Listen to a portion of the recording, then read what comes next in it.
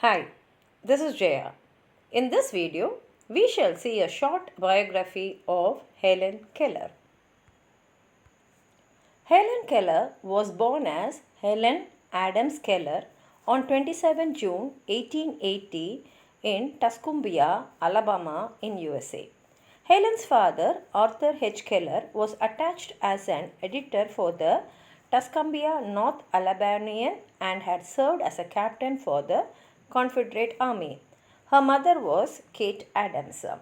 Helen had not been born as a deaf and blind child, but had been infected by an illness which her doctor stated as an acute congestion of the stomach and the brain, which now is believed to have been either scarlet fever or meningitis. The illness did not remain with her for long, but brought in deafness and blindness in her. Helen used 60 of her home signs while communicating with her family. In 1886, Helen's mother sent her with her father to seek the help of Dr. J. Julian Chisholm, an eye, ear, nose, and throat specialist in Baltimore, for advice. This was the first time that Helen was sent for a professional learning process, and her mother had taken this step after getting inspired by an account in Charles Dickens' American Notes of the successful education of another deaf and blind woman, Laura Bridgman. Dr. J. Julian Chisholm referred Helen and her father to Alexander Graham Bell, who was then working with deaf children at the time. Bell further made Helen and her family go to Perkins Institute for the Blind, where Laura Bridgman had received her formal education. Helen had found her instructor in Perkins' former student Annie Sullivan, who was visually impaired for 20 years, who was personally referred by Michael Anagnos, Perkins' director. Annie Sullivan started teaching Helen by arriving at Helen's home in March 1887. Annie initially taught Helen how to communicate by spelling words through her hands. Keller had a protruding left eye, which we get to know from most of her profile photographs. Both of Keller's eyes were replaced when she turned into an adult with glass replicas. From May 1888, Helen started attending Perkins Institute for the Blind. In 1904, Keller received her graduation from Radcliffe College at the age of 24. With this, Helen became the first deaf and blind person ever to earn a Bachelor of Arts degree. Helen had remained in close alliance with the Australian philosopher and pedagogue Wilhelm Jerusalem, who was the first person to assess and discover Helen's immense literary talent. Helen Keller became a world-renowned writer and a magnificent orator. She is remembered even today for her tremendous efforts and contributions in advocating the cause of people with disabilities and many other social causes. Helen was outright in rejecting Woodrow Wilson's policies, as she was a notable radical socialist. Helen played an integral role in promoting birth control, suffrage, and was a pacifist in ideas.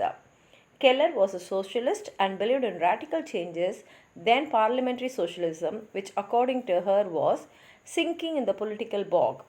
In 1912, Keller joined the Industrial Workers of the World, known as the IWW or the Wobbles.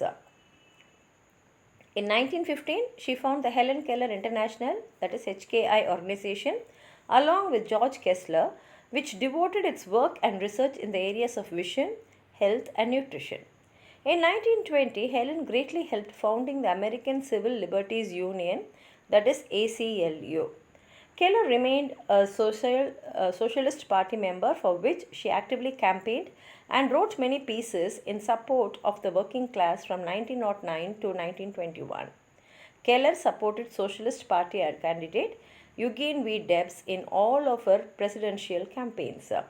Helen had written 12 books, which were all published besides writing various articles. One of the earliest known Helen's written piece was when she was 11 years old, The Frost King, in 1891. There had been growing allegations that Helen had copied the book from The Frost Fairies by Margaret Canby. The act of plagiarism was condemned and Helen's work was thoroughly investigated. It was found that Keller may have experienced cryptomania and had forgotten the story written by Canby read out to her, but had subconsciously remembered the storyline.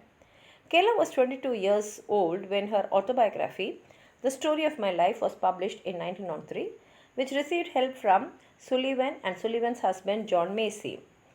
In 1908, Keller wrote The World I Live In, which talked about her feelings of the world she felt living inside. In 1913, a series of essays on socialism, Out of the Dark, was published. In 1927, Keller's spiritual autobiography, My Religion, was published. Helen Keller was attacked by several strokes in 1961.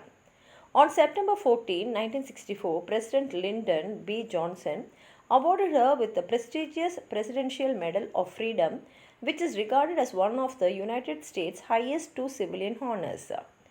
Keller died in her sleep on 1st June 1968 at her home, Arken Ridge, located in Eastern Connecticut. Keller's life and times have been made into many television series, films, and documentaries.